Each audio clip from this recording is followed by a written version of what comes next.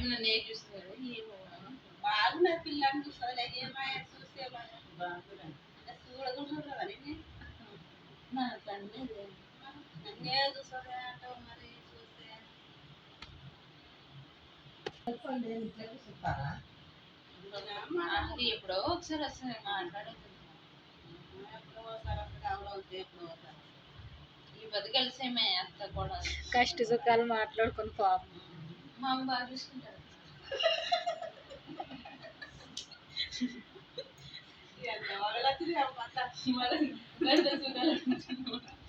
కాదు ఇంత మాట్లాడలే ఇప్పుడు మనకు మాటిన్నే